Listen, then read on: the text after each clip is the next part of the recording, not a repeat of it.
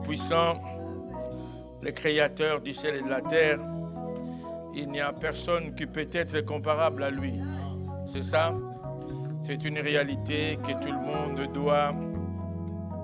doit toujours saisir. Ce n'est pas notre ami, mais c'est le Dieu créateur que nous appelons Père. Alléluia. Abba Père. Bon, je dois m'acquitter avant toute chose de vous saluer dans le précieux nom de notre Seigneur Jésus-Christ. Avant d'aller plus loin, je pense que 10 lépreux ont été bénis et parmi les 10, il y avait un Samaritain. Et ce Samaritain, il est retourné chez le Seigneur pour pouvoir les glorifier. Alors, qu'il vente, qu'il neige, qu'il pleuve, je pense que Dieu est souverain. Amen. Et nous devons reconnaître sa volonté souveraine. Ce qu'il fait, c'est ce qui est bon pour ce moment-là, pour nous. Amen. Alléluia. Amen. Donc, je viens vous remercier. Tout le monde qui a eu le temps de téléphoner à mon épouse, d'arriver à la maison et d'assister aussi au tour du deuil, l'enterrement de son petit frère qui a eu lieu le vendredi. Compliqué, mais nous inclinons devant la volonté du Seigneur. Amen. On ne peut pas intenter un procès contre le Seigneur. Donc vraiment, je vous remercie de votre présence, de votre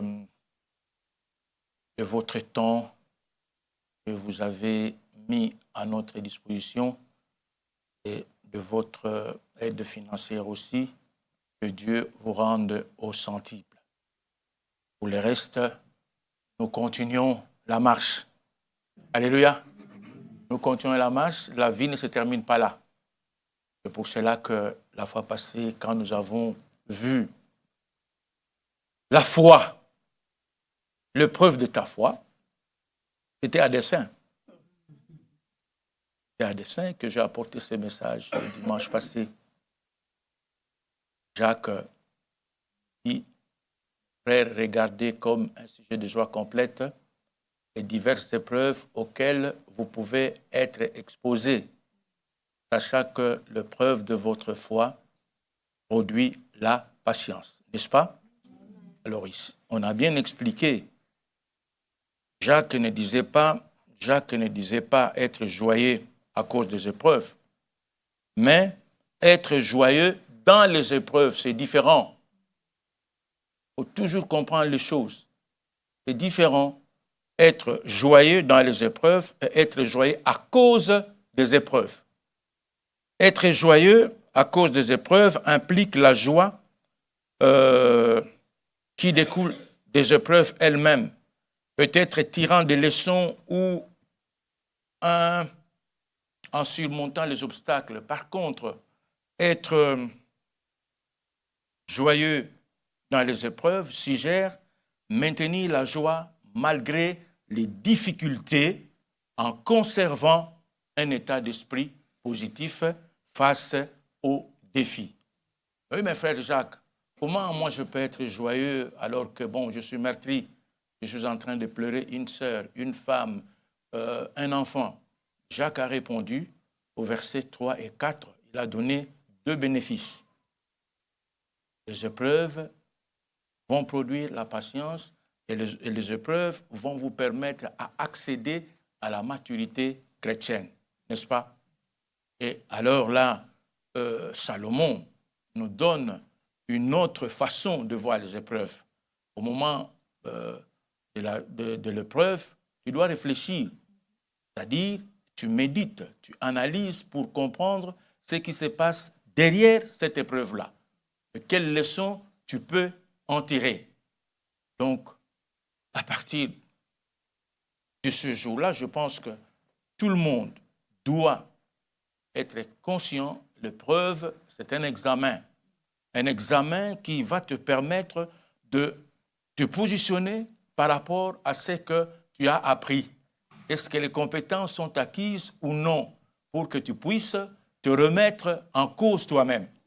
Donc, les épreuves ne peuvent pas être considérées selon Jacques, bien sûr, comme une calamité, comme une malédiction, comme une punition. Non, c'est plutôt un moyen qui t'incite d'être toujours dans la joie quand ça tourne mal. Donc, tout ce que tu vas rencontrer qui sera contraire à ta volonté, la mort, ceci, ce sont des moyens que Dieu utilise pour éprouver ta foi. Alors, en ce moment-là, c'est là où tu dois toujours te souvenir de la prédication. Soyez certains de Dieu. Alléluia. Soyez certains de Dieu. Dieu permet qu'on échauffe parfois 7 fois la fournaise. 7 fois, et puis il dit, il permet à Satan, fais-le. Fais-le. Je sais que celui-là, il a entendu.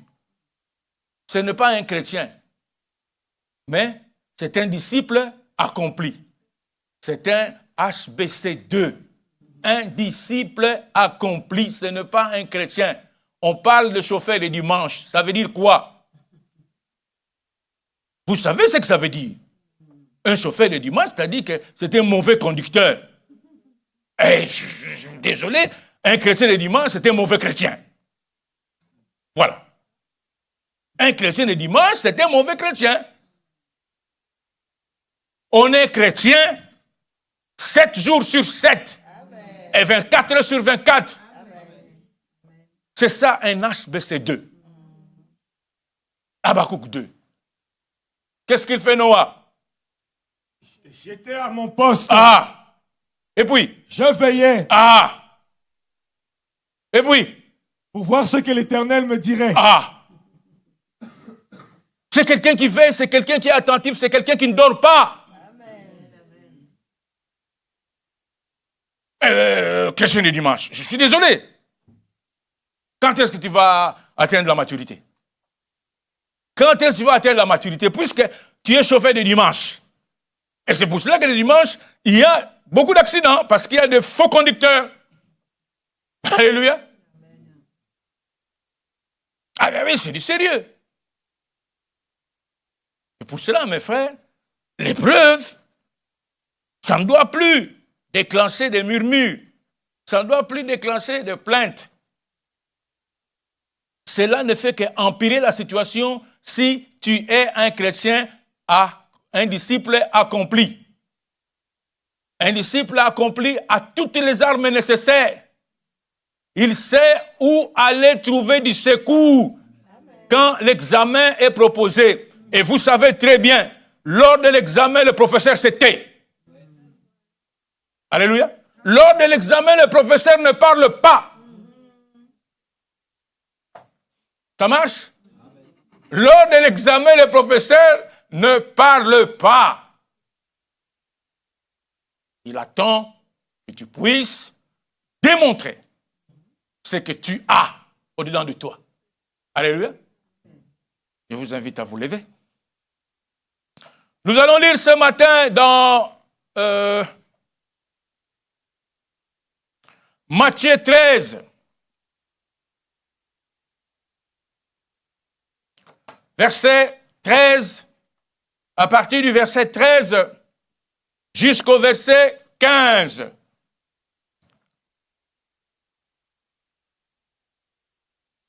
Matthieu 13, Matthieu 13, à partir du verset 13 jusqu'au verset 15. Allez, nous allons lire ensemble. Tout le monde y est? Allez, allons-y. C'est pourquoi je leur parle en parabole, parce qu'en voyant, ils ne voient point, et qu'en entendant, ils n'entendent ni ne comprennent. Et pour eux s'accomplit cette prophétie d'Ésaïe. Vous entendez de vos oreilles, et vous ne comprenez point. Vous regardez de vos yeux, et vous ne verrez point. Car le cœur de ce peuple est devenu insensible. Ils ont endurci leurs oreilles et ils ont fermé leurs yeux, de peur qu'ils ne voient de leurs yeux, qu'ils n'entendent de leurs oreilles qu'ils ne comprennent de leur cœur, qu'ils ne se convertissent et que je ne les guérisse. Amen. Que Dieu bénisse la lecture de sa parole. Veuillez vous asseoir. Merci Seigneur. Alors, sa parole pour ce matin, pour toi et moi, nous allons poser nos regards sur la première phrase du verset 15. Il est écrit, « Car le cœur de ce peuple est devenu insensible. » Ça sera la parole de ce matin pour toi et pour moi. Car le cœur de ce peuple est devenu insensible. Alléluia. Alors ici, dans ce sujet, nous allons regarder l'adjectif insensible. On va essayer d'ouvrir le sens de cet adjectif insensible. Insensible est un terme qui décrit quelqu'un ou quelque chose qui ne réagit pas ou ne montre pas de sensibilité émotionnelle. Cela peut également signifier qu'une personne ou une chose est incapable de ressentir ou de répondre à certaines sensations physiques. Ce peuple, car le cœur de ce peuple est devenu insensible. Et la deuxième phrase, il est écrit, ils ont endurci. Alléluia. Donc ici, on peut mettre dans un même contexte l'adjectif insensible et l'adjectif endurci comme des synonymes. Alléluia. Le cœur de ce peuple est devenu insensible. Aïe. Le cœur de ce peuple est devenu insensible. Je veux que nous observions ensemble, à partir du verset 15, par quel mot commence le verset 15? Le verset 15 ici commence par le mot « car ». On n'a pas besoin de faire de la grammaire. « Car » ici est un mot qui explique. Ça introduit une explication. Cette conjonction de coordination introduit une explication. Il explique quoi? Cette conjonction explique le deux versets 13 et 14. Alléluia. Donc le verset 13 dit, « C'est pourquoi je leur parle en parabole, parce qu'en voyant, ils ne voient point, et qu'en entendant, ils n'entendent ni ne comprennent. Et pour eux, s'accomplit cette prophétie. Vous entendez de vos oreilles et vous ne comprenez point. Vous regardez et vos yeux et vous ne verrez point. » Il commence maintenant à expliquer. Alléluia. Le verset 15 commence maintenant à expliquer ce deux versets, verset 13 et 14.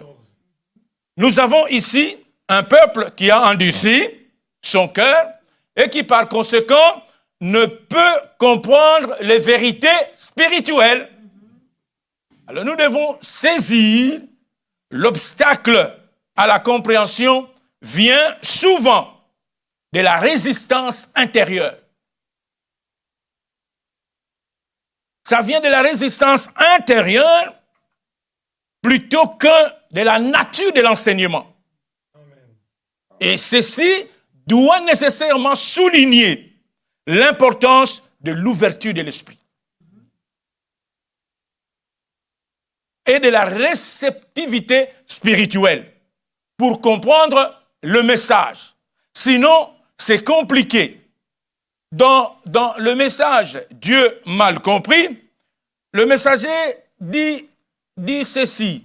Je vais vous le lire. À la page 38, paragraphe 161, le messager dit « Vous savez, mal comprendre nous attire bien des ennuis. » Alléluia.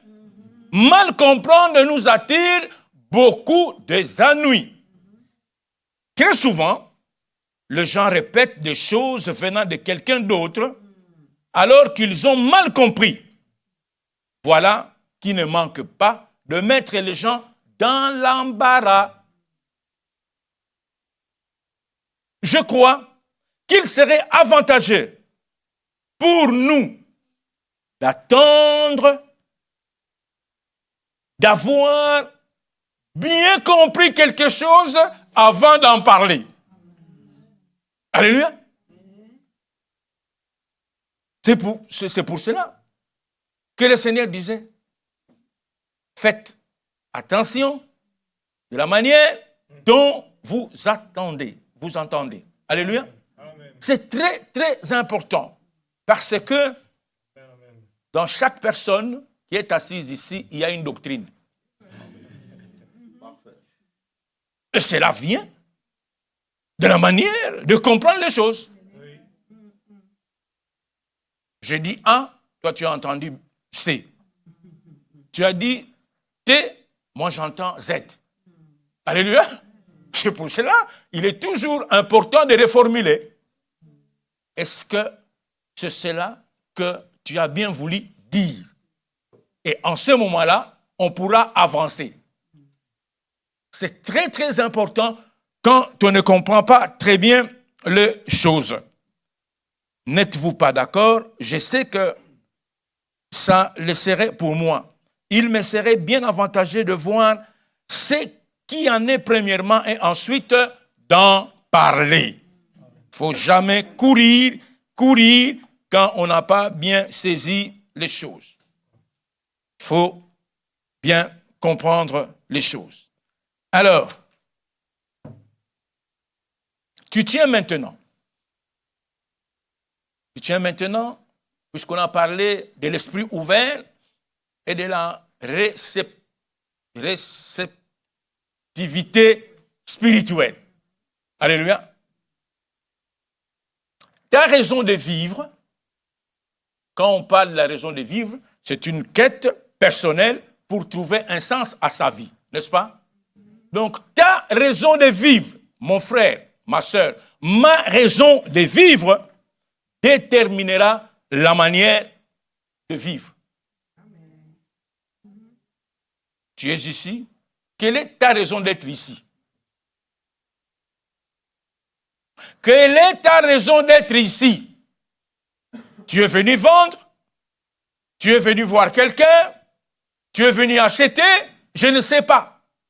Donc, ta raison d'être ici déterminera aussi la manière de te comporter quand tu arrives ici. Ici, ce n'est pas un lieu de divertissement. Alléluia. Cette maison n'est pas un lieu de divertissement. Bien au contraire, c'est une maison de correction. Alléluia. C'est une maison d'instruction. C'est une maison d'enseignement. C'est une maison de conviction. Voilà l'utilité de la parole que nous écoutons dans cette maison. La vie est soumise à des règles. C'est une réalité qui ne mérite même pas discussion. La vie est soumise à des règles, des codes qui définissent nos relations sociétales. C'est pour cela que quand on a parlé de l'état de l'homme fait, il a été fait mention que quand j'étais enfant, je parlais comme un enfant. J'ai raisonné comme un enfant, j'ai pensé comme un enfant. Et plus loin, il est écrit, quand je suis devenu un homme, j'ai fait disparaître ce qui était de l'enfant. Donc c'est toi qui fais disparaître dans ta vie chrétienne ce qui est encore de l'enfant en toi. C'est ton travail. Je fais disparaître. Il ne faut pas attendre que quelqu'un d'autre fasse disparaître toutes les mauvaises choses que tu traînes encore. Alléluia. Donc, tu écoutes. Oui, c'est une chose, mais tu dois pratiquer. Alléluia. Tu écoutes, c'est une chose très bien, mais la pratique de ce que tu écoutes est très, très important. Et le Seigneur insistait sur cet enseignement-là de la pratique de la parole. Dans Matthieu 7, je pense. Alléluia. Il en parle, alors il te donne deux fondements. Il y a le roc et le sable. L'homme prudent construit ça, il entend la parole et la met en pratique, il construit sa maison sur le roc. Et quand les intempéries viendront, sa maison sera préservée. Par contre, l'insensé, le fou, écoute la parole et ne la met pas en pratique. Alléluia. Et sa maison, quand les intempéries vont venir, sa maison sera balayée. Le cœur de ce peuple est devenu insensible. On se suit? Le cœur de ce peuple est devenu insensible. Donc ce peuple va écouter, mais quant à la pratique, niet. Cœur endurci, cœur insensible à la parole de Dieu.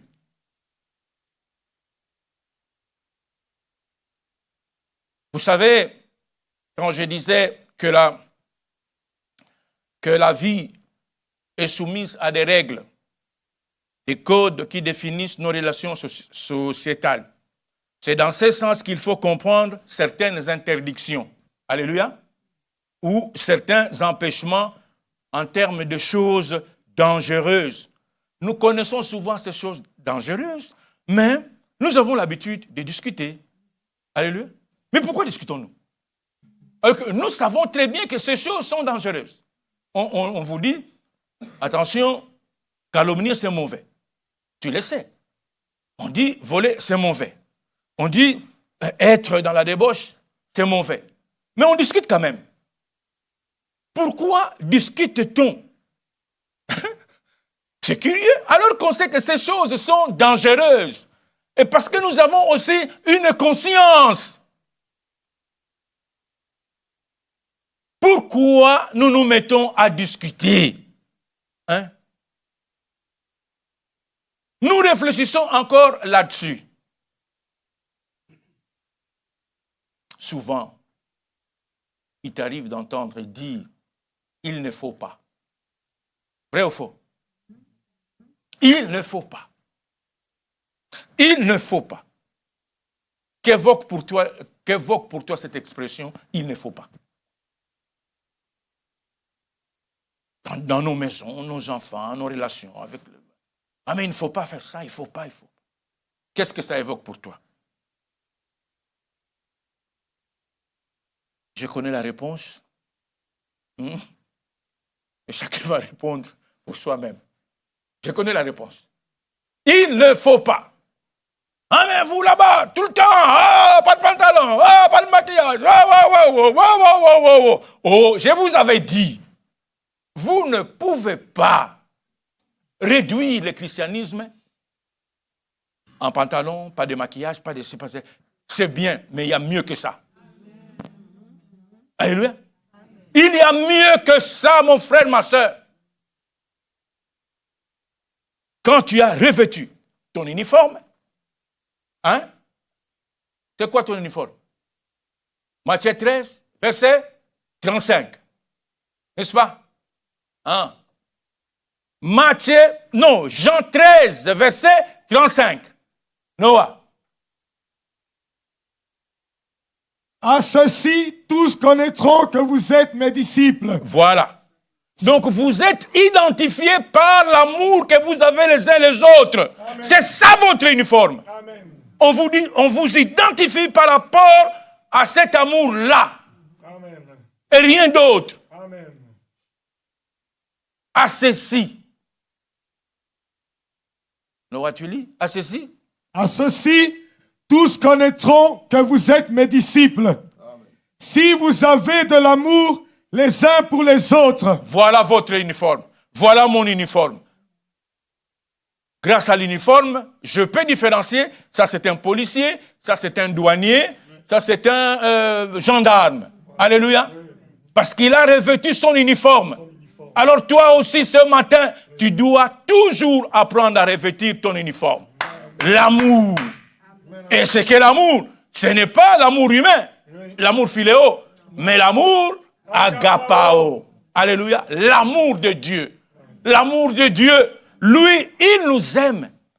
Quand bien même nous désobéissons. Lui, il nous aime quand nous mettons des pas à côté. Lui, il nous aime dans toutes les mauvaises situations où nous pouvons nous retrouver. Alléluia.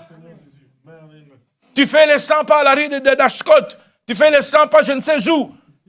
Mais Dieu t'aime. Alléluia. Dieu t'aime. Il ne faut pas. Je posais la question, qu'est-ce que ça évoque pour toi? C'est une manière de conseiller, de s'abstenir, d'effectuer une certaine action. Ce n'est pas toujours apprendre au sens d'interdiction. Alléluia. Ce n'est pas toujours apprendre dans le sens d'interdiction, c'est plutôt une sagesse de vie. C'est une expérience vécue de la part de la personne qui parle. Oui. Alléluia. Amen, amen. Donc quand Dieu dit, il ne faut pas, il sait ce que ça veut dire. Alléluia. Alléluia. Amen. Non pas seulement pour t'interdire, mais il sait ce que ça veut dire pour lui. Amen. L'expérience est un professeur difficile à comprendre. C'est-à-dire, tu testes d'abord et tu apprends ensuite. C'est ça l'expérience. Tu testes d'abord et tu apprends ensuite. Pierre va régner dans Jean 18, verset 25, Christ, n'est-ce pas? Après s'être repenti et après avoir retrouvé le Seigneur ressuscité, il fut rempli du Saint-Esprit. Alléluia. Et il se retrouve à la tête de l'Église. Ça, c'est Madame l'expérience en action. Donc, il a fait d'abord des bêtises, et après avoir expérimenté, et il était fortifié, il va se retrouver à la tête de l'Église. Ça, c'est Madame l'expérience en action. Alléluia. Qu'est-ce qui rend insensible à la voix de Dieu ou à l'Esprit de Dieu? Ce peuple, le cœur de ce peuple est devenu insensible. Alléluia. Ils ont endurci les oreilles. Ils ont fermé leurs yeux. Impassibles. Alors, qu'est-ce qui rend insensible à la voix de Dieu ou à l'Esprit de Dieu? D'emblée, nous pouvons dire que c'est le péché. Il est écrit dans Romains 7, versets 14 à 20. Nous savons en effet que la loi est spirituelle. Oui. Mais moi, je suis charnel, vendu au péché. Car je ne sais pas ce que je fais. Oui. Amen. Je ne fais point ce que je veux. Oui. Et je fais ce que je hais. Or, si je fais ce que je ne veux pas, je reconnais par là que la loi est bonne. Tout à fait. Et maintenant, ce n'est plus moi qui le fais, mais c'est le péché qui habite en moi. Ce qui est bon, je le sais, n'habite pas en moi, c'est-à-dire dans ma chair. J'ai la volonté, mais non le pouvoir de faire le bien. Car je ne fais pas le bien que je veux, et je fais le mal que je ne veux pas. Et si je fais ce que je ne veux pas, ce n'est plus moi qui le fais, c'est le péché qui habite en moi. Ok. Vous voyez bien au verset 17, le péché, ce n'est pas seulement un acte de ta part, mais c'est aussi qui tu es, selon le verset 17, n'est-ce pas? Amen. Ce n'est pas seulement un acte de ta part, mais c'est aussi qui tu es. Et Paul, dans Galates 5, verset 16-17, dit ceci. Donc le péché, c'est aussi ce que tu es. Hein? Oui. Alors dans Galates 5, verset 16 à 17, Paul dit, je dis donc, marchez selon l'esprit. oui, Et vous n'accomplirez pas les désirs de la chair. Car la chair a des désirs contraires à ceux de l'esprit.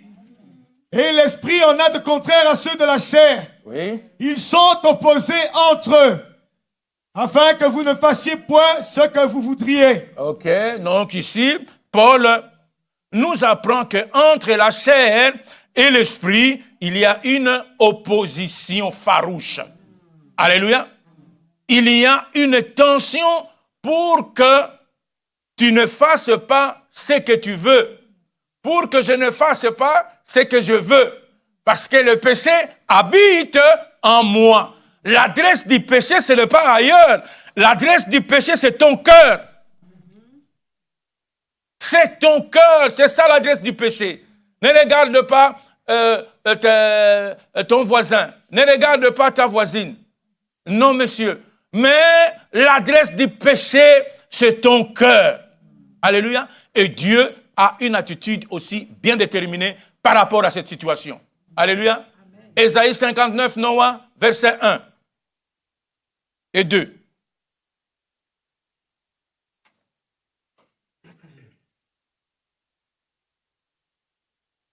Non, la main de l'Éternel n'est pas trop courte pour sauver, ni son oreille trop dure pour entendre. Mais ce sont vos crimes qui mettent une séparation entre vous et votre Dieu. Ce sont vos péchés qui vous cachent sa face et l'empêchent de vous écouter. Tu as entendu? La position de Dieu est claire. La position de Dieu est claire. Ce sont vos péchés qui font qu'il y ait une séparation entre lui et moi, entre lui et toi. La position de Dieu est claire. Le cœur de ce peuple est devenu insensible.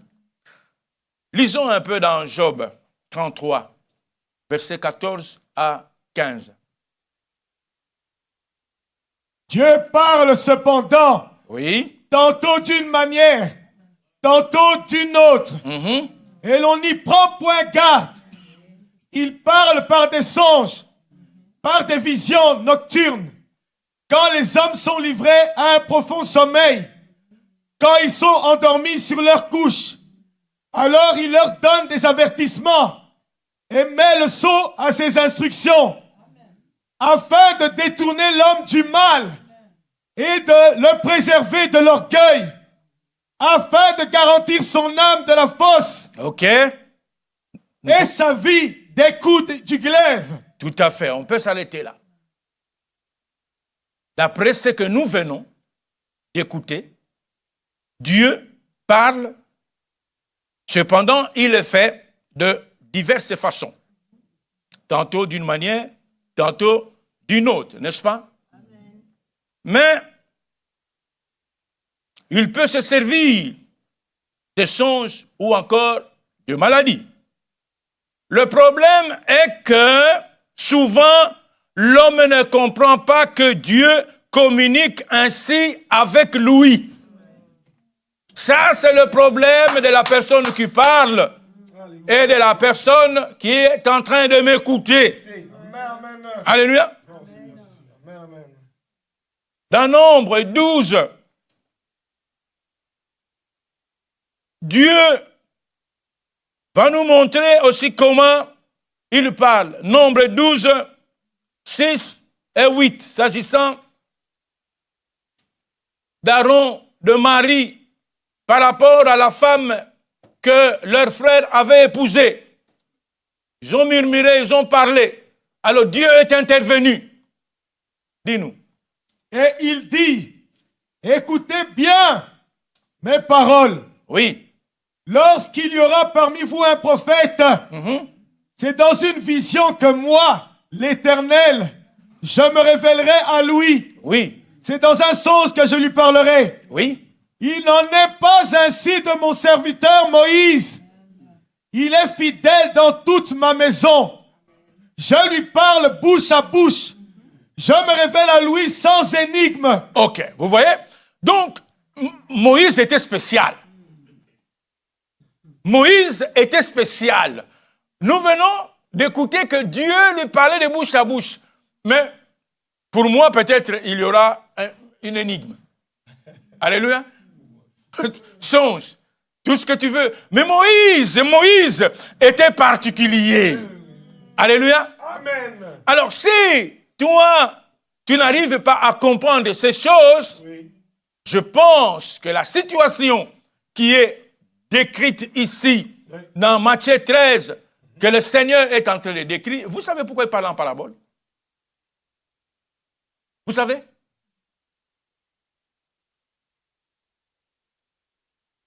Le Seigneur parle en parabole pour cacher les vérités aux incroyants. Amen. Le mystère du royaume allait être donné aux disciples, mais serait caché aux chefs religieux qui avaient rejeté le Seigneur. Et le verset 12 nous montre que même ce qu'ils avaient su, c'est-à-dire les conducteurs religieux, auparavant, n'allait plus être clair pour eux. Et ça, nous le voyons à partir du verset 10, 11 et 12. Alléluia. Moïse avait le privilège d'écouter Dieu comme moi je vous parle.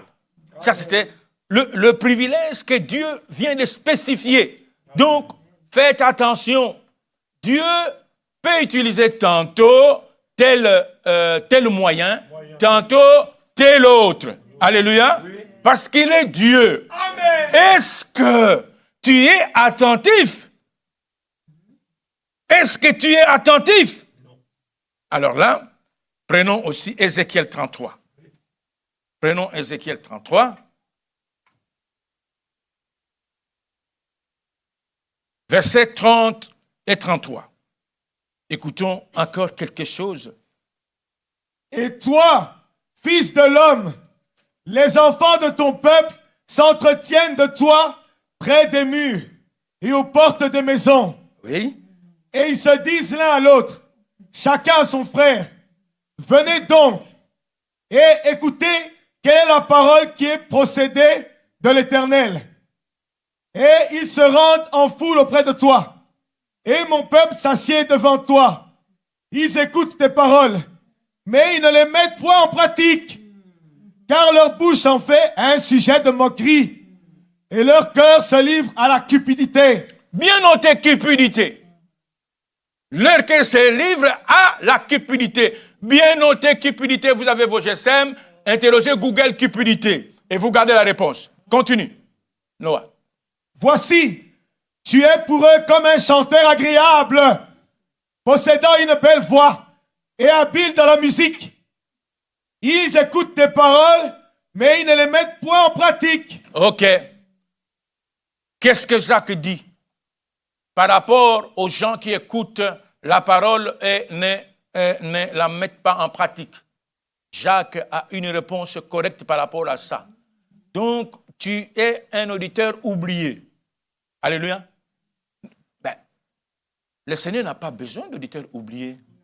Le Seigneur a besoin des gens qui écoutent, qui pratiquent. Alors maintenant, ici, au temps d'Ézéchiel aussi, il y a un peuple qui écoute la parole de Dieu, mais ce peuple-là n'est pas disposé à mettre cette parole en pratique. Quel souci! Quel souci! Qu'est-ce qui se passe au fait? Ils ne sont pas sensibles à la parole de Dieu. Ils prennent le prophète comme un chanteur agréable. Alléluia. Ils vont se présenter. C'est pourquoi que je disais, moi, tout à l'heure, que ce lieu n'est pas un lieu de divertissement. Alléluia. Parce que cela s'est produit autrefois. Des gens qui arrivent à la... Oh, Albert, c'est un tortionnaire qui parle toujours. Qui parle. Voilà. Qui parle. Et Ézéchiel, à l'époque d'Ézéchiel, le peuple aimait écouter la parole, mais il ne la mettait pas en pratique. Pourquoi? Ils entretenaient toujours les péchés dans leur cœur. Et celui-ci s'est livré à la cupidité. Leur cœur s'est livré à la cupidité. Cupidité, désir immodéré d'argent, de richesses. Alléluia. Très grave. Et en fin de course, le message du prophète Ézéchiel ne pénétrait jamais dans leur cœur. Mais ils étaient là. Ils aimaient venir l'écouter. Donc cela devenait une habitude. Alléluia. Cela devient une habitude. On s'habitue. Danger. On ne peut pas s'habituer au Créateur. Parce qu'il est le Créateur. Tu ne peux pas s'habituer au Créateur. Chaque jour est une expérience nouvelle. Amen. Alléluia. Amen. Chaque jour avec lui, c'est une expérience nouvelle. Toujours. Mais ici, nous voyons, les gens s'habituent. Non. Entendre, reconnaître et agir. C'est ça que le Seigneur a prêché dans Matthieu 7. Il insistait sur la pratique. Et on a parlé un mercredi soir, entend et met en pratique. Entend et met en pratique. Dans le message, entendre, reconnaître et agir, à la page 12, paragraphe 29, le messager dit ceci. Dieu donne un message à un homme. Celui-ci entend cela. Il reconnaît que c'est Dieu.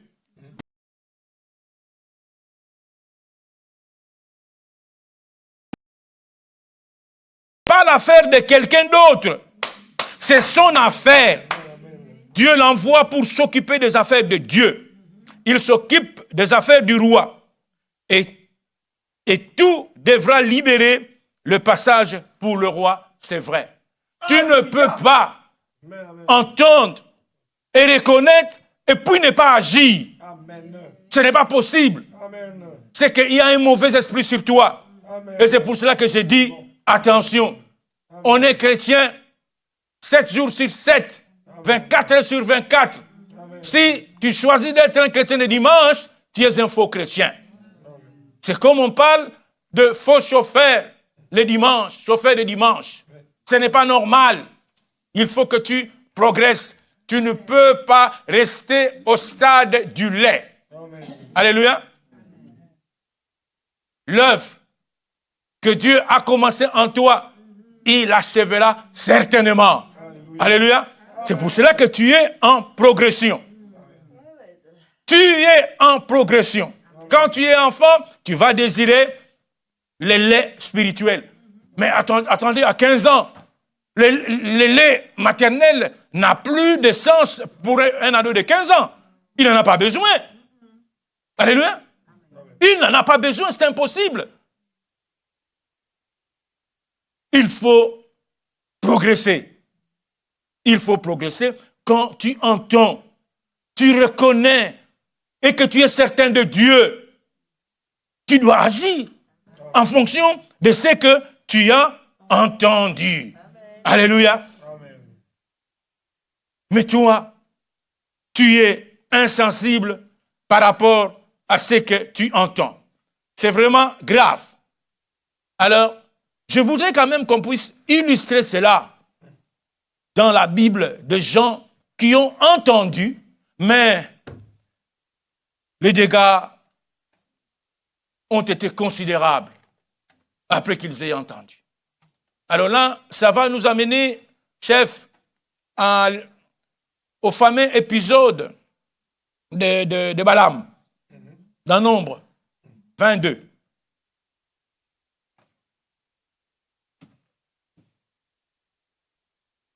les enfants d'Israël... Attends. Puisque le temps avance, je vais résumer, mais prenez Nombre 22, versets 1 à 12. Je vais d'abord faire le résumé. Résumé de ça. Le verset 1 à 12. Balak, roi de Moab, quand il vit ce qu'Israël avait fait aux Amoréens, lui et son peuple furent très effrayés et cherchaient un moyen d'éviter d'être anéantis par Israël. Alléluia. Amen. Alors Balak savait qu'Israël était beaucoup trop puissant pour être battu militairement. Aussi déclara-t-il d'employer Balaam, fils de Béor, un célèbre divin, pour invoquer une malédiction sur Israël. Un défunt, oui. Merci, frère. Balak demanda à Balaam de venir à Moab et de maudire Israël afin de l'affaiblir suffisamment pour qu'il soit battu. Quand Balaam reçut la délégation qui lui fit envoyer, il les invita à passer la nuit chez lui pendant qu'il cherchera à connaître la volonté de Dieu selon le verset 8. Tu peux lire. Balaam leur dit, passez ici la nuit et je vous donnerai réponse d'après ce que l'Éternel me dira. Ok, continuons. Au verset 12, l'Éternel apparut à Balaam pour l'avertir de ne pas obéir à Balak en maudissant son peuple qu'il avait lui-même béni. Tu peux lire le verset 12. Dieu dit à Balaam, tu n'iras point avec eux, tu ne maudiras point ce peuple, car il est béni. Ok. À partir du verset 13 jusqu'à 20 aussi, j'ai fait le résumé. Balaam, convaincu par l'avertissement reçu de l'Éternel, il n'est pas parti avec le messager de Balak. Mais Balak va envoyer des délégués plus considérés qui vont réitérer sa requête en l'adoucissant par la promesse de généreux honoraires. Ainsi va intervenir le verset 22 et 28, le fameux voyage de Balaam. Tu peux lire? La colère de Dieu s'enflamma. Verset 22 à 28. La colère de Dieu s'enflamma parce qu'il était parti et l'ange de l'Éternel se plaça sur le chemin pour lui résister. Balaam était monté sur son ânesse et ses deux serviteurs étaient avec lui. L'ânesse vit l'ange de l'Éternel qui se tenait sur le chemin, son épée nue dans la main. Elle se détourna du chemin et alla dans les champs. Balaam frappa l'ânesse pour la ramener dans le chemin. L'ange de l'Éternel se plaça dans un sentier entre les vignes. Il y avait un mur de chaque côté. L'ânesse vit l'ange de l'Éternel, elle se serra contre le mur et pressa le pied de Balaam contre le mur. Balaam la frappa de nouveau. L'ange de l'Éternel passa plus loin et se plaça dans un lieu où il n'y avait point d'espace pour se détourner à droite ou à gauche. L'ânesse vit l'ange de l'Éternel et elle s'abattit sous Balaam. La colère de Balaam s'enflamma et il frappa l'ânesse avec un bâton. 28. L'Éternel ouvrit la bouche de l'ânesse et elle dit à Balaam, que t'ai-je fait pour que tu m'aies frappé déjà 3 fois? Jusque-là, merci beaucoup. Donc nous voyons ici, en route, une scène incroyable, extraordinaire va se passer. L'ânesse devient plus sensible que Balaam. Vous comprenez ça? L'ânesse devient plus sensible que Balaam. L'ânesse voit l'ange, mais pas Balaam. Réaction de Balaam, il va frapper 3 fois l'ânesse. Et au verset 28, par la puissance miraculeuse de l'Éternel, l'ânesse s'est mise à parler en demandant pourquoi elle avait été battue 3 fois. Frères et sœurs, ça m'a fait penser que je me retrouvais dans un des fables de La Fontaine. Où les corbeaux, les renards, la cigale et la fourmi. Et l'animal parle à l'homme, mais ça ne l'intrigue pas. Ça ne l'intrigue pas. Au verset 29-38, la seule réaction de Balaam fut la colère et va dire des bêtises. On peut l'écouter au verset 29. Balaam répondit à l'ânesse, c'est parce que tu t'es moqué de moi. Voilà. Si j'avais une épée dans la main, je te tuerais à l'instant. Quelle bêtise. Quelle bêtise. L'ânesse voit l'ange de l'Éternel. Mais lui, ni ne voit, ni ne sent. Et il est devenu insensible. Alors, en voyant, au verset 32 jusqu'à 35, en voyant l'ange, Balaam se prosternant et entendit l'Éternel le reprendre pour avoir emprunté un chemin de perdition. Alléluia. Un chemin de perdition. Question.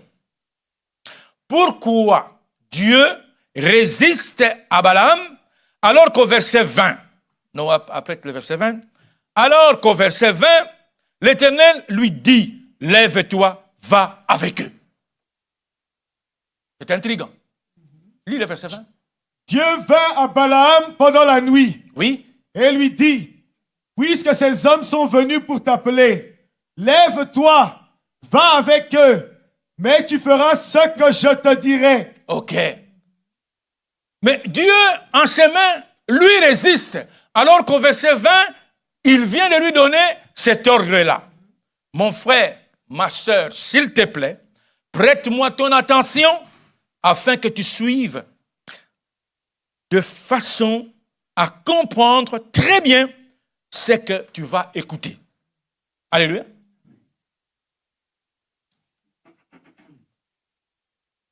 Première chose. Au verset 20, il s'agit de la volonté permissive de Dieu. Amen. Alléluia. Il s'agit, au verset 20, il s'agit de la volonté permissive de Dieu. La volonté parfaite de Dieu a été donnée au verset 12. Amen. Lis. Dieu dit à Balaam, tu n'iras point avec eux. Tu ne maudiras point ce peuple, car il est béni. Alléluia. Alors, qu'est-ce qui se passe? Nous sommes devant au verset 20, nous sommes devant la volonté permissive de Dieu. Mon frère, ma soeur, arrive-t-il à Dieu à changer ses pensées? Non. Non. Alors, prêtons attention. Dans le message, arrive-t-il à Dieu à changer sa pensée au sujet de sa parole? Paragraphe, page 37, paragraphe 177. Eh bien, il est béni. Je n'en doute pas. Il a aussi béni Balaam. Et il vous bénira certainement. Vous marchez dans sa volonté permissive, non dans sa volonté parfaite. Ce n'est pas parce que Dieu vous bénit qu'il change sa parole. Amen. Il a béni Israël là-bas pendant 40 ans. Que faisait-il? Il s'est marié, élevé des familles, embrassé des enfants, payé leurs dîmes. Il vivait simplement là. Et Dieu le bénissait dans le désert. Les nourrissait de la manne et toutes choses. Mais chacun d'eux, écoutez bien, chacun d'eux périt car il n'avait jamais gardé sa volonté originelle. Amen.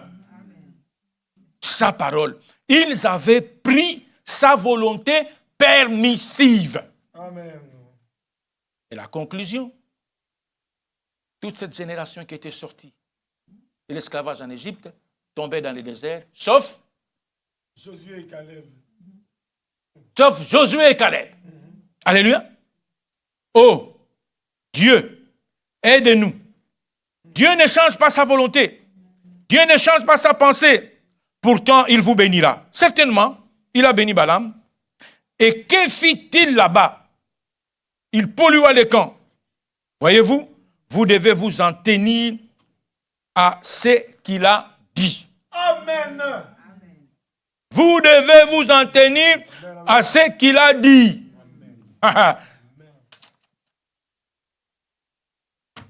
À la page 39, paragraphe 187, vous dites, la prospérité n'est-elle pas un signe de notre foi? Vous ne pouvez pas juger Dieu d'après la prospérité. Alléluia. Le monde prospère. Amen, amen. Balaam a prospéré par ses moyens. Mes frères, c'est par sa parole que Alléluia. vous jugez Dieu. Amen. Il s'en tient à sa parole Amen. et l'identifie comme étant sa parole. Alléluia. Amen, amen. Il ne changera pas son plan. Il ne changera pas sa parole pour vous.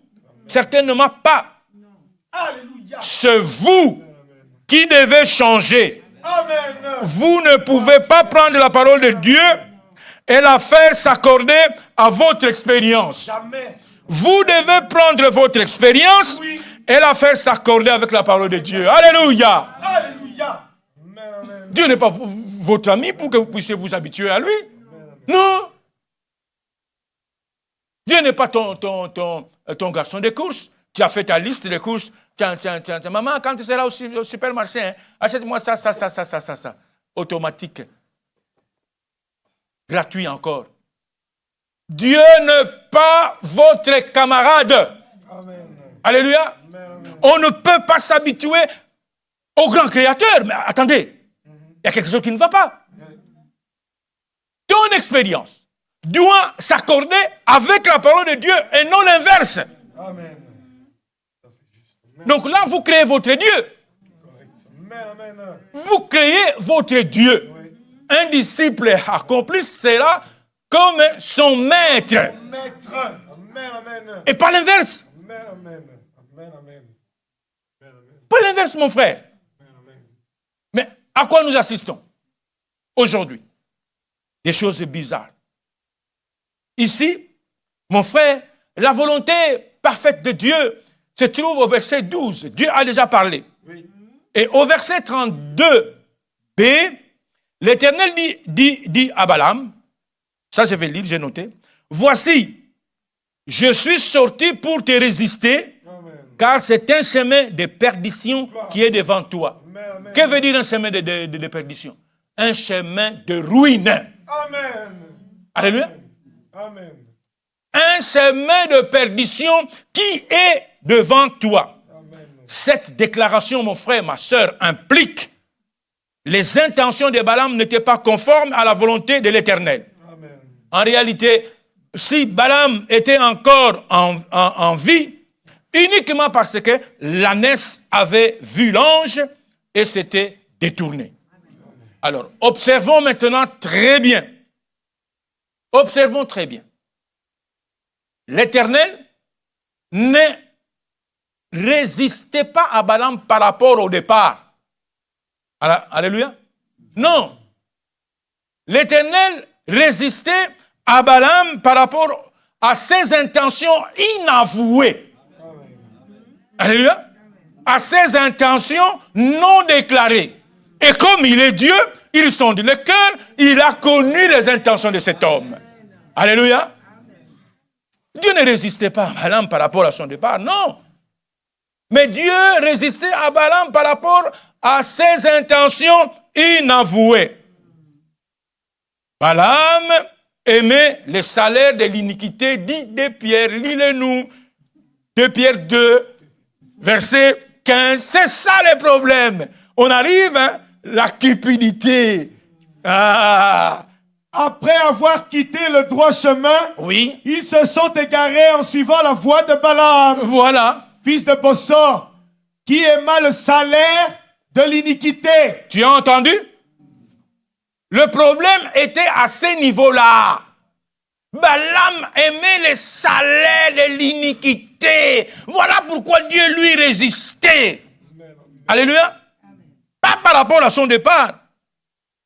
De toute évidence, les intentions de Balaam étaient contraires à la volonté de Dieu qui sonde le cœur. Alléluia. Amen. Et nous pouvons constater sa convoitise. Hein, puisque nous pouvons constater aussi sa trahison, n'est-ce pas? Il va encourager Balak à séduire Israël. C'est lui. Nombre 25, 1 et 3. Israël demeurait à Sittim, et le peuple commença à se livrer à la débauche avec les filles de Moab. Elles invitèrent le peuple au sacrifice de leur Dieu. Et le peuple mangea et se prosterna devant leur Dieu. Voilà, ça c'est l'œuvre de Balaam. Nombre 31, verset 16.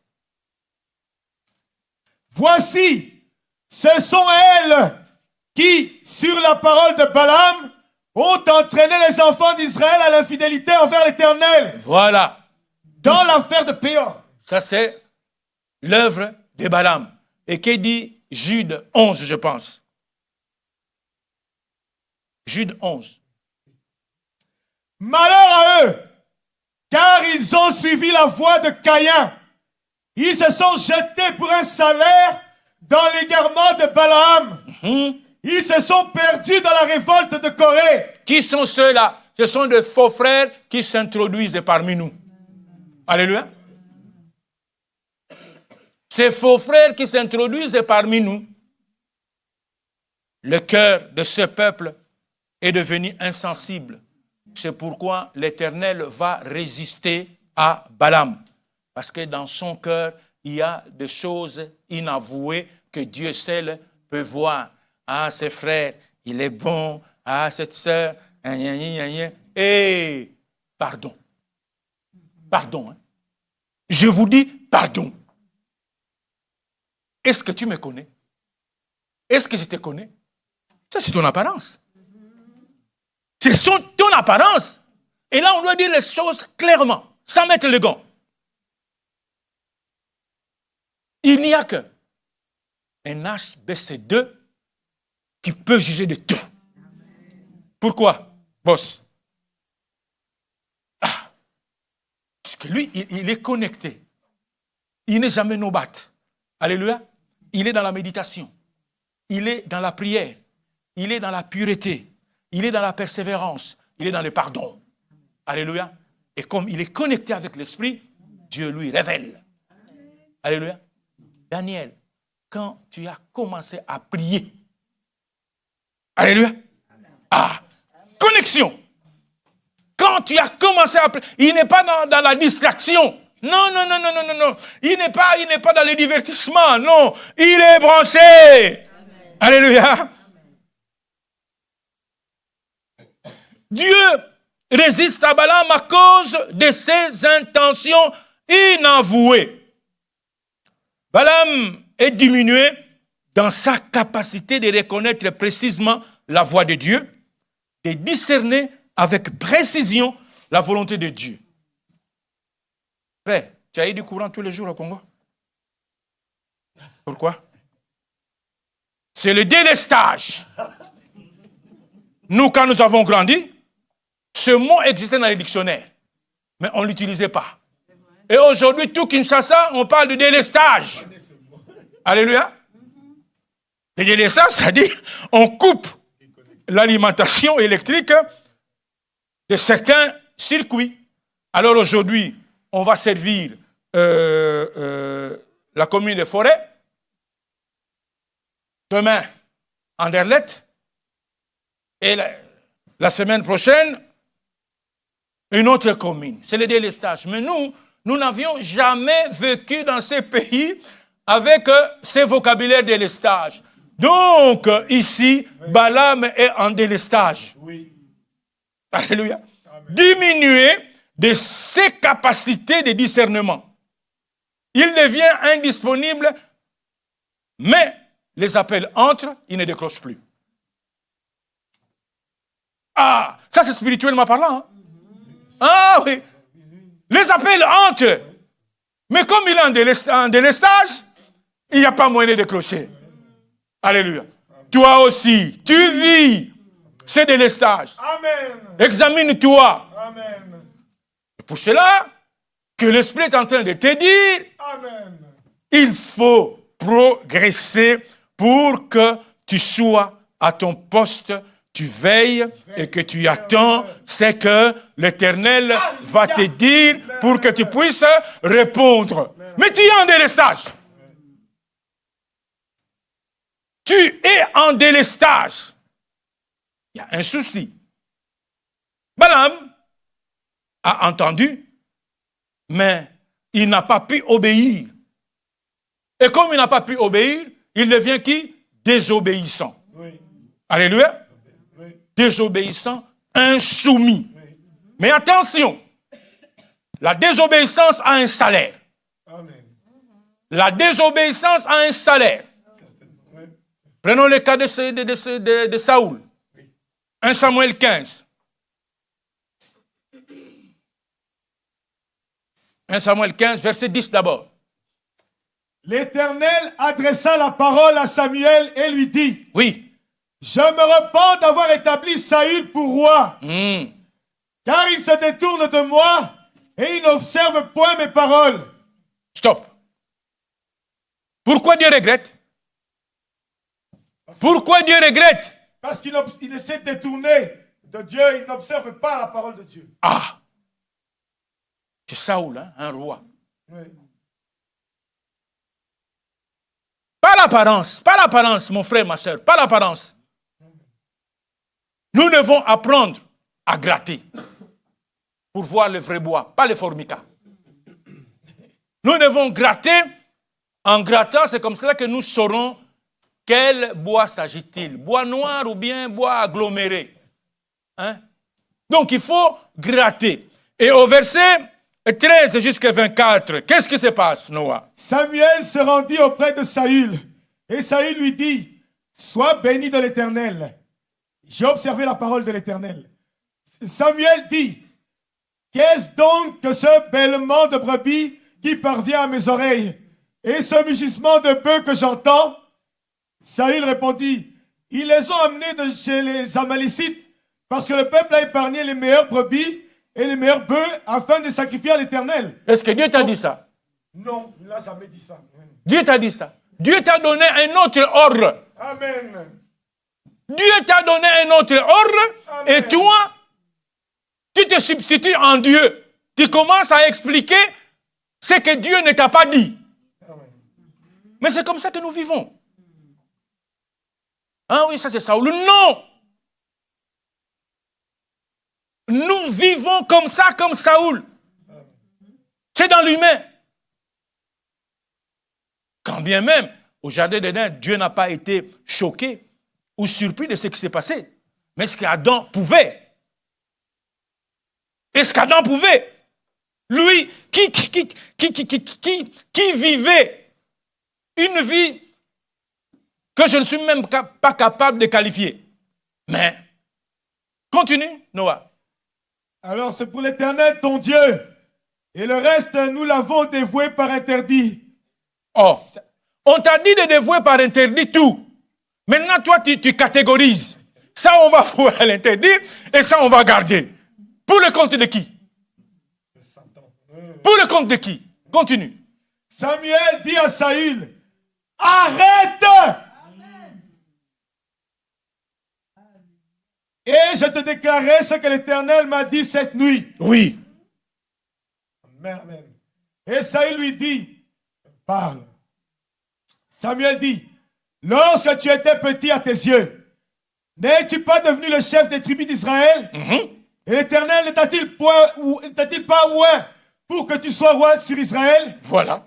Quelle faveur. Oui, vas-y. L'Éternel t'avait fait partir en disant, va et dévoue par interdit ces pécheurs. Les Amalécites, tu leur feras la guerre jusqu'à ce que tu les aies exterminés. Pourquoi n'as-tu pas écouté la voix de l'Éternel? Réponds-moi. Alors, toi qui parles aussi, et toi qui m'écoutes, réponds-moi. Pourquoi n'as-tu pas écouté la voix de l'Éternel? Dieu te parle sur plusieurs sujets. Pourquoi est-ce que tu n'écoutes pas? Toi qui parles aux autres, et toi qui m'écoutes, pourquoi tu n'écoutes pas la voix de Dieu? Qu'est-ce qu'il y a en toi? Qu'est-ce qu'il y a en moi? Il y a un problème. Il y a un problème. Continue, Noah. Pourquoi t'es-tu jeté sur le butin? Ah, vous voyez, la cupidité, la cupidité, la cupidité, la cupidité. Ah, je ne suis pas cupide. Qui le sait? Comme mettre seulement une télévision ici, on va appuyer. On va voir ton cas. Vas-y. Et as-tu fait ce qui est mal aux yeux de l'Éternel? Voilà, oui. Saül répondit à Samuel, j'ai bien écouté la voix de l'Éternel. J'ai suivi le chemin par lequel m'envoyait l'Éternel. Oui. J'ai amené Agag, roi d'Amalek, et j'ai dévoué par interdit les Amalécites. Oui. Mais le peuple a pris sur le butin des brebis et des bœufs. Jusque-là. Ça, c'est une demi-vérité. Alléluia. C'est une demi-vérité. Dieu ne marche pas comme ça avec toi. Alléluia. Dieu ne marche pas comme ça avec moi, avec des demi-vérités. Bon, j'ai fait ceci, Dieu comprendra. Waya. Amen. Non, ça c'est nos combines, nous les humains. Dieu ne procède pas par des demi-vérités. Amen. Tu coupes, bon, ça va, c'est bon. Non. Tu n'es pas un HBC2. Un disciple accompli sera comme son maître.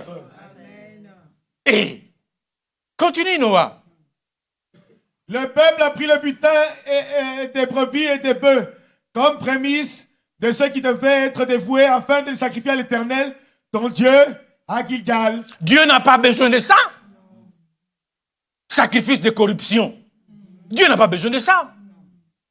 Dieu t'a demandé de vouer tous à l'interdit. Verset 22. Samuel dit, l'Éternel trouve-t-il du plaisir dans les holocaustes et les sacrifices comme dans l'obéissance à la voix de l'Éternel? Voici, Oui. l'obéissance vaut mieux que les sacrifices. Oui. Et l'observation de sa parole vaut mieux que la graisse des béliers. Est-ce que tu as entendu?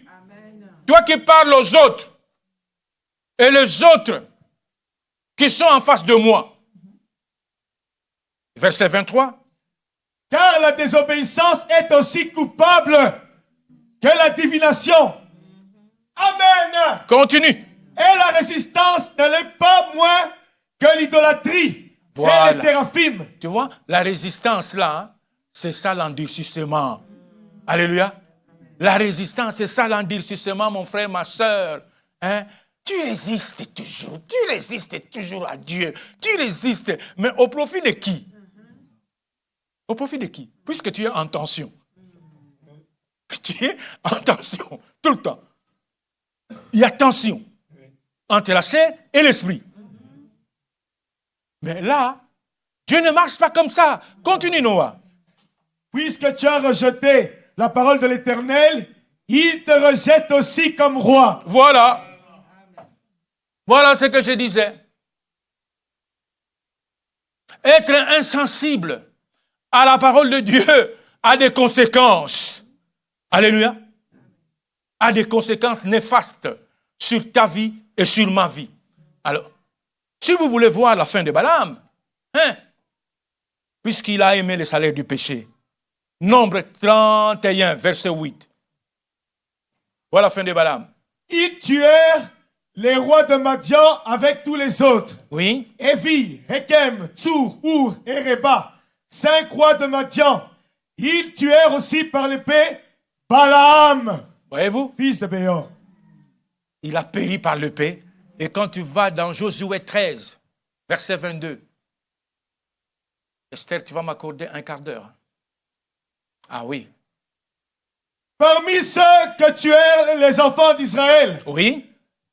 ils avaient aussi fait périr avec l'épée le devin Balaam, Voilà.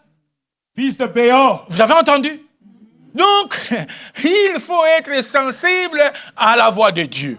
Celui-là a péri par l'épée et Saoul a été rejeté roi. Alléluia. Le privilège est fini. Fini. Alors que tu as dit, non, on a gardé quoi, qu'est-ce qu'il dit? Les prémices. Oui. Est-ce que Dieu t'a demandé ça? Non. Vous connaissez la prédication, rendre service à Dieu en dehors de sa volonté. Alléluia. Oui. Dieu ne te demande pas ça. Donc, chef, c'est quoi ça? Dieu ne t'a pas demandé ça. Fais ce que Dieu te demande. Point barre. Fais ce que Dieu te demande. Alors maintenant, je veux que tu retiennes deux choses. Quand ton cœur est devenu insensible à la voix de Dieu, retiens deux choses. Première chose, celui qui devient insensible à la voix de Dieu devient très sensible à la chair. Alléluia. Amen. Celui qui devient insensible à la voix de Dieu devient très sensible à la chair. C'est noté? Amen. Attention ici. Le diable va jouer à l'apparence. On se comprend? Oui. Le diable va jouer à l'apparence. Oh, mais oui, mais tu sais, bon oui, Dieu comprendra. Hein? Dieu regarde au cœur. OK. Tu es déjà embobiné. Dieu regarde au cœur. Très bien. L'apparence, c'est les chrétiens charnels qui a connu la déchéance du cœur. Alléluia. Amen. La déchéance du cœur, c'est l'abandon par les chrétiens de son premier amour. Amen. On reproche cela à qui? Dans l'Apocalypse, les âges de l'Église. Hein? Éphèse. Qu'est-ce qui est écrit là? Donc, il y a abandon du premier amour du chrétien. Alléluia. Amen. Il tombe à nouveau sous l'empire de la satisfaction personnelle. Amen. Ah oui. La pratique de la parole n'est plus à l'ordre du jour. Vous savez quoi? C'est comme une épouse soumise, mais sans amour. Alléluia. Amen. C'est comme une épouse soumise. Et c'est fondamental. Hein? C'est comme une épouse soumise, mais sans amour. Nous, de ma promotion, Oui. vous voyez, les parents dans les quartiers. Ah oui, ben, Sœur Suzanne, je vais dire ça un peu en lingala, parce que c'est comme cela que ça prend mieux, et je vais traduire pour ça après. Ah, na okendo ap na fanda ka na ban. Mais il n'y a rien. La maman dit, ah, papa na okendo ap na fanda ka na ban. C'est-à-dire, au lieu que la mère puisse quitter le toit conjugal, elle dit, je ne peux pas quitter le toit conjugal, je suis là pour les enfants. Donc, elle est soumise, mais sans amour. Oui. Exactement ça. Oui. Soumise, mais sans amour. Vous voyez-vous ça? Oui. Est-ce que Dieu aime des gens qui sont comme des esclaves dans son service? Non. Non. Non. Pas ça. Oui. Non. Dieu n'aime pas ça. Plus tu t'éloignes de l'Esprit de Dieu, plus tu deviens une gilette à la moindre contradiction. C'est circulaire. Puisque la serre commence à prendre les dessus sur toi. Ça coupe, hein? L'aspect du pasteur coule, du diacre coule, le frère coule. Ah, mais comment il m'a fait ça? Oh. Mais tu n'es pas venu ici pour l'aspect cool du pasteur, l'aspect cool du prédicateur, l'aspect cool des frères et des sœurs. Non! Tu es sur le champ de bataille. Amen. Tu es sur le champ de bataille, soldat. Yes. Amen. Cool ou pas cool, toi, tu sais que Dieu t'a parlé. Amen. Tu es certain de ton Dieu. Amen. Tu n'es pas venu pour les pasteurs, ni pour les prédicateurs, mais tu es venu pour le salut de ton âme. Amen. Oh, Seigneur Jésus. Alléluia. Amen. Tu as perdu aussi d'autres réseaux. Parce que c'est la chair qui prend le dessus. Ça, c'est la première chose à retenir. Deuxième chose à retenir, l'avarice. c'est-à-dire la cupidité qu'on a observée chez Ézéchiel 33, verset 33. Noah, tu te souviens? Oui. On a le cœur de ces gens qui venaient écouter Ézéchiel était dans Ézéchiel 33, verset 30. Et toi, fils de l'homme, les enfants de ton peuple s'entretiennent de toi près des murs et aux portes des maisons. Et ils se disent l'un à l'autre, chacun à son frère, venez donc et écoutez quelle est la parole qui est procédée de l'Éternel. Tu descends? Et ils se rendent en foule auprès de toi, et mon peuple s'assied devant toi. Ils écoutent tes paroles, mais ils ne les mettent point en pratique. Car leur bouche en fait un sujet de moquerie, et leur cœur se livre à la cupidité. Ok. Tu vois? Quand on est insensible, quand le cœur est endurci, ce cœur se livre à la cupidité, à l'avarice. Alléluia. Amen. Alléluia.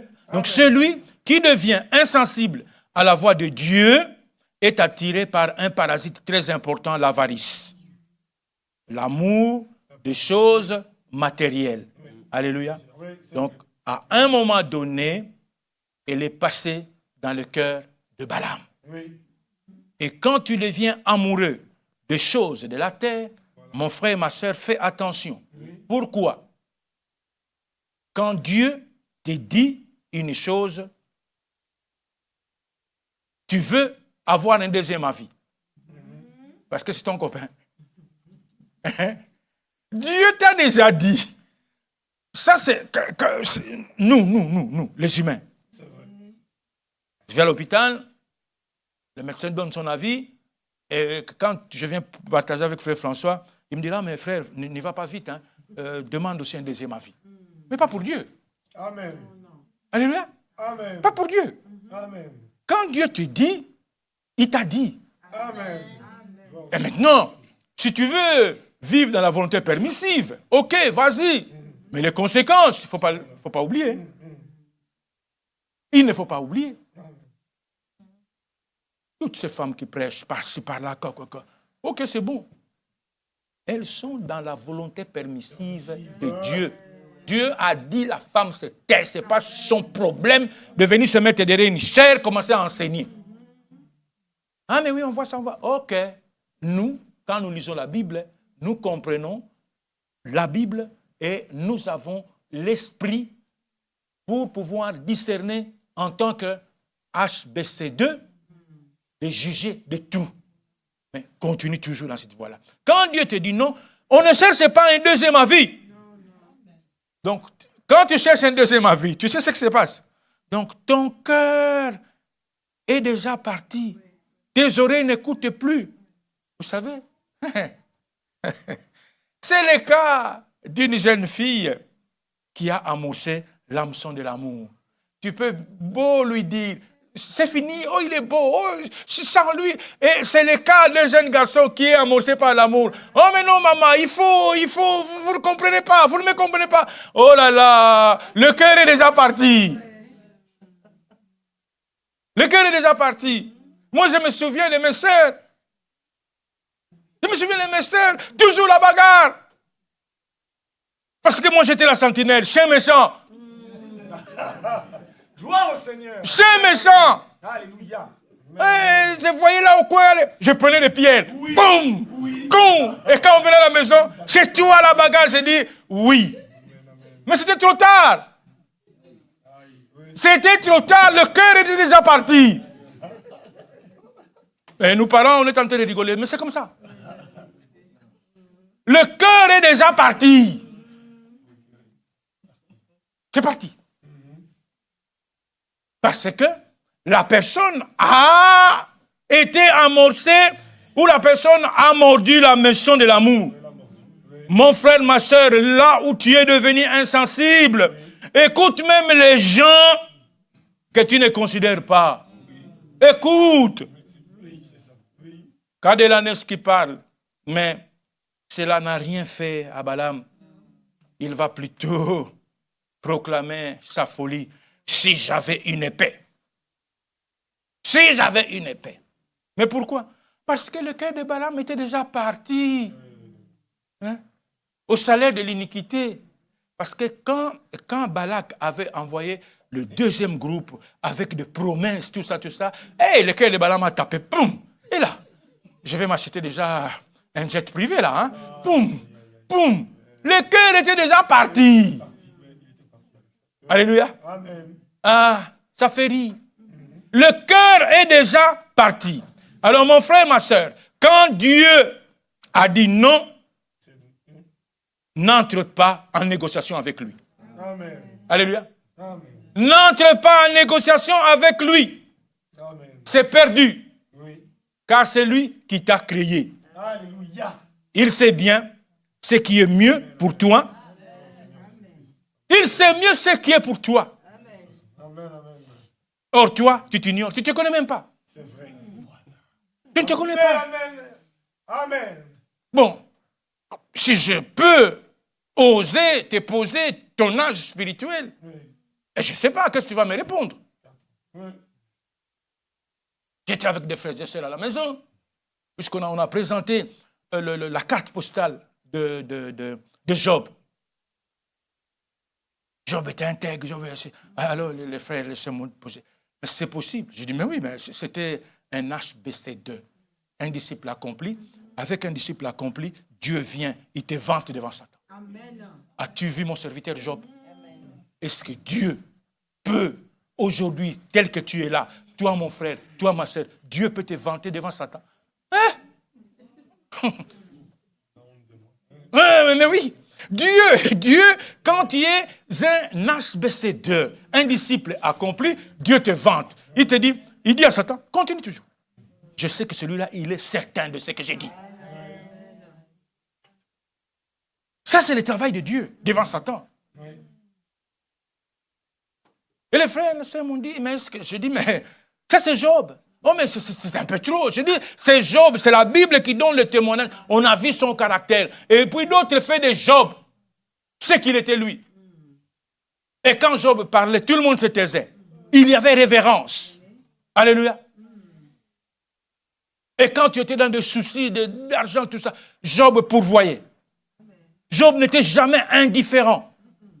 Donc dans toute sa société, Job était considéré. Alléluia. Alors, Dieu vient, il dit, as-tu vu? Tu crois qu'il te sert d'une manière désintéressée? Allez, vas-y. Et Job a fait échouer le plan de Satan. C'est ça que Dieu attend de toi. Quand tu es un disciple accompli, tu es là avec ta bannière. Disciple accompli. Alléluia. Disciple accompli.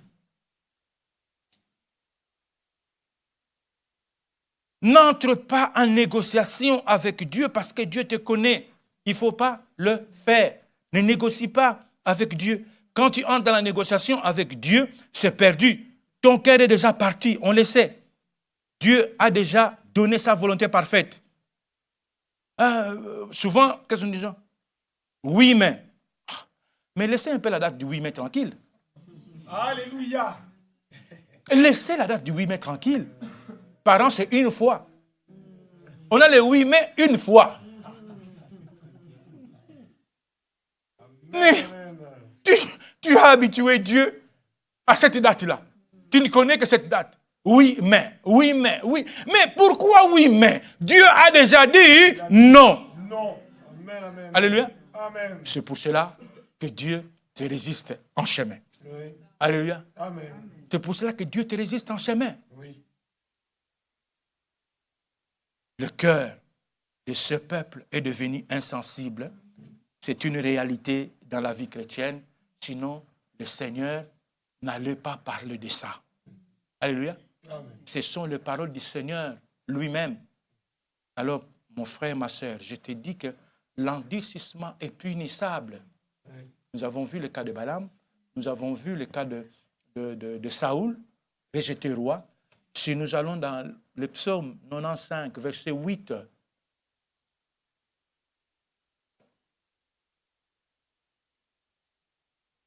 n'endurcissez pas votre cœur. oui, comme à Mériba, oui, comme à la journée de Massa, Oui, dans le désert, oui, où vos pères me tentèrent, m'éprouvèrent, quoiqu'ils vissent mes œuvres. voilà, mais ils tombèrent dans le désert. N'est-ce pas? Ils sont tombés dans le désert. Et Proverbe 28, 14.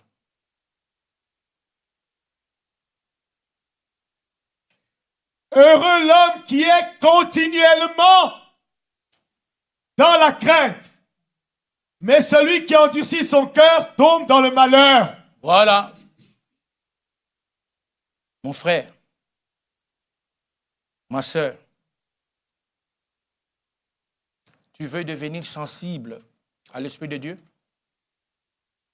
Tu veux devenir sensible à la voix de Dieu? Amen. Tu veux devenir sensible à la voix de Dieu? Amen.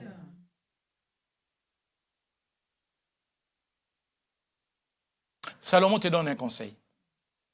Amen. Amen. Écoutons les conseils de Salomon. Proverbe 4, verset 23. Garde ton cœur plus que toute autre chose, car de lui viennent les sources de la vie. Tu as entendu? C'est le conseil que donne Salomon. Moi, je n'ai rien à te dire. Mais Salomon donne un conseil.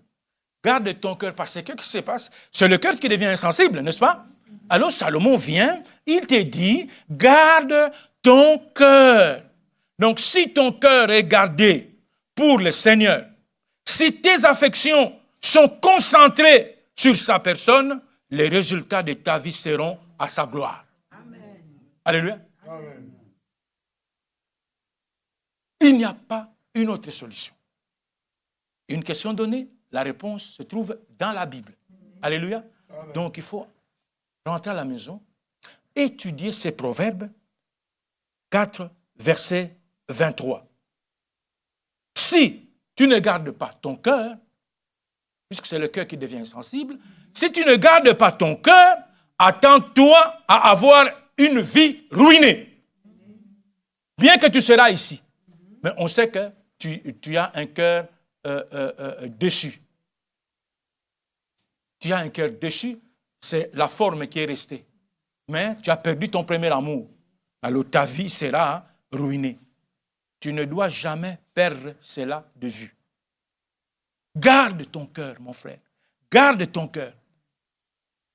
Voici mon appel ce matin. Voici mon appel ce matin. Voici mon appel ce matin.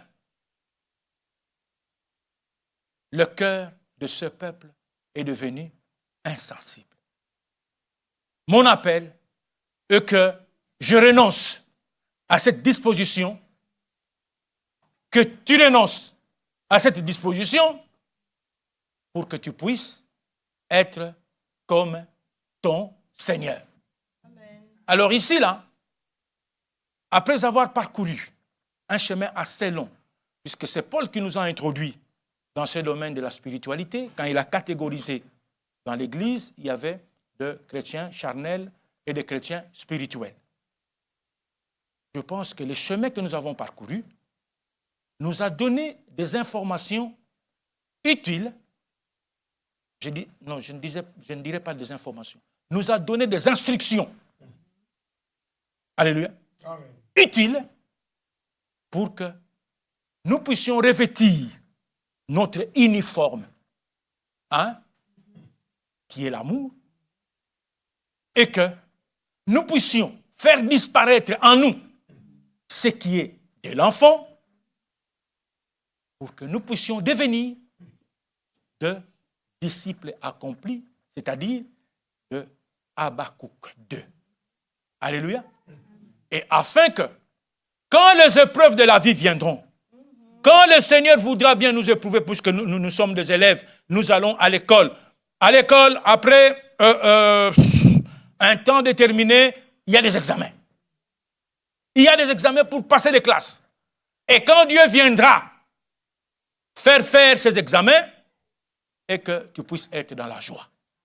Alléluia. Et non pas dans des plaintes à moi, je suis venu, je suis toujours comme ça. Non.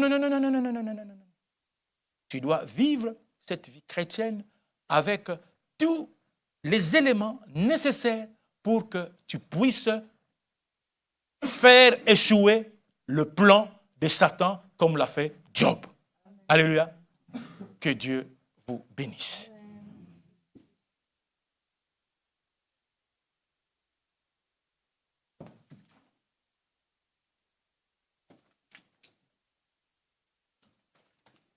Natondi Yahweh, Amen. Natondi Yahweh, Amen. Natondi Yahweh. Noah. Alléluia, oh, Amen. Oh la Golgotha, Amen. oh la Golgotha, Amen. Oh la Golgotha, Amen. Alléluia. Oh, Abiki Singa, Abiki Singa, oh, Abiki Singa.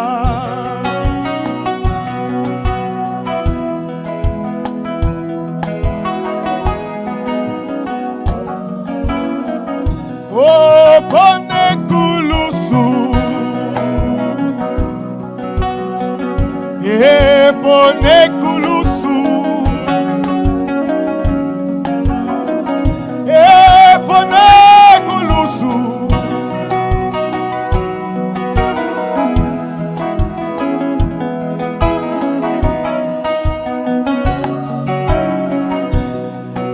allo Belingai,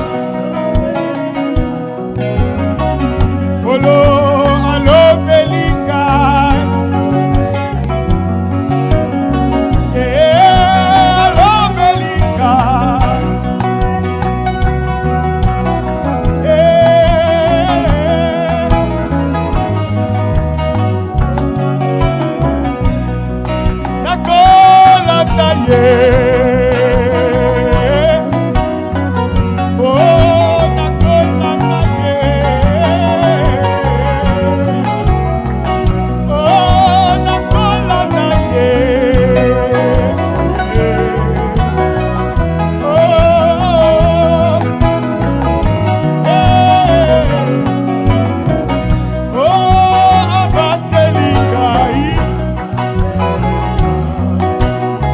Oh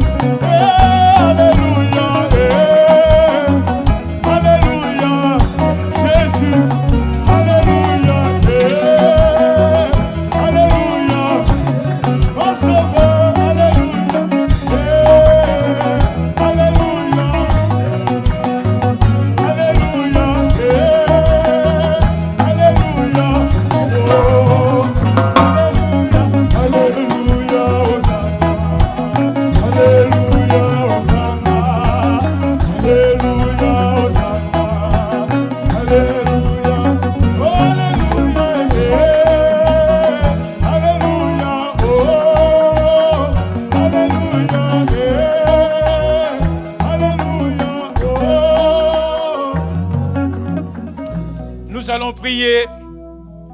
Nous allons prier par rapport au message de ce matin. Implorons la grâce du Seigneur pour que nous puissions vraiment tendre vers la voie du progrès. Et celui, notre secours, de par nous-mêmes, nous n'y arriverons jamais. Mais si lui peut nous tenir entre ses mains, nous savons que la victoire est certaine. Alors prions ensemble.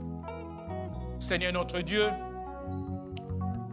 sois loué, sois béni vraiment pour ce matin, de notre présence d'abord autour de la table du Seigneur. Nous n'avons rien mérité, Père, tout n'est que grâce, Père. Et tu nous as accordé cette faveur pour que nous puissions arriver et écouter ces choses que nous venons d'écouter. Maintenant, Papa, c'est que je te demande que tu nous rendes capables de mettre cela en pratique. Que nous ayons de cœurs sensibles à ta parole. Parce que l'insensibilité de nos cœurs par rapport à la parole nous amènera à la ruine. Nous ne voulons pas, Père, être ruinés. C'est pour cela, Père, nous venons implorer ta miséricorde. Nous venons implorer ta grâce pour que tu puisses, oh mon Dieu, Père, nous tenir entre tes mains afin que nous puissions cheminer ensemble. C'est cela, Père, ma prière, Seigneur Jésus. Merci pour nous qui avons répondu à ton appel ce matin. Merci aussi, Père, pour ceux qui n'ont pas pu venir ici, Seigneur. Toi seul, tu sais le pourquoi de leur absence. Nous comptons sur toi, Seigneur. Père, tu nous as permis d'arriver ici. Maintenant, le temps de rentrer dans nos domaines respectifs est arrivé. Que tu nous accordes encore, oh mon Dieu, Père, ces privilèges. Sois-nous favorables, Père. Je te recommande toutes les rencontres de cette semaine, Père, entre tes mains. Je te fais confiance, Père éternel.